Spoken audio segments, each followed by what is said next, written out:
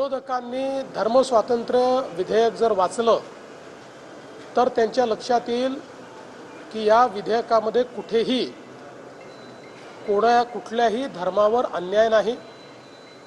तर हे विधेयक वेगवेगळ्या प्रकारच्या कुप्रथा धर्माच्या नावावर आणि धर्मांतरणाच्या नावावर ज्या कुप्रथा आहेत त्यांना आळा घालणारं अशा प्रकारचे विधेयक आहे। एखाद्याला स्वेच्छेने धर्मांतर करायचं असेल तर त्याची ही प्रोसेस आहे, ती दिलेली आहे।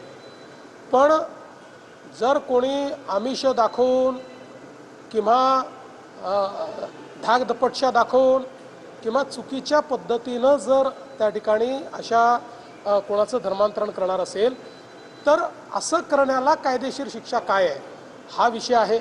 अनेक केसेस आपल्या अशा लक्षात आलेल्या आहेत की मुलींना फूस लावून पळवून न्यायचं, लग्न करायचं, नंतर सोडून द्यायचं। मग अशा परिस्थितीमध्ये त्या मुलीच्या बाळाचं काय करायचं असे प्रश्न निर्माण होतात। त्यांच्या जीवनामध्ये अनेक वेगवेगळे प्रश्न निर्माण होतात। अशा अनेक प्रश्नांची उत्तरं ही कायद्याच्या माध्यमातून या ठिकाणी काढलेली आहेत। विरोधक हे केवळ मतांच्या लांगूल चालनाकरता त्याचा विरोध करतायत, पण मी गॅरंटीने सांगतो की त्यांनी जर हे विधेयक पूर्ण वाचलं तर कधीच त्याला विरोध करणार नाही। आणि महाराष्ट्र हे पहिलं राज्य नाही आहे, आपल्या आधी 10-12 राज्यांनी आणि त्यातली काही राज्य अशी आहेत, तमिळनाडूसारखं राज्य की जिथे कधीही भाजपचं राज्य नव्हतं, अशा अनेक राज्यांनी हे विधेयक यापूर्वीही केलेलं आहे। त्यामुळे मला असं वाटतं याच्यावरचं राजकारण हे योग्य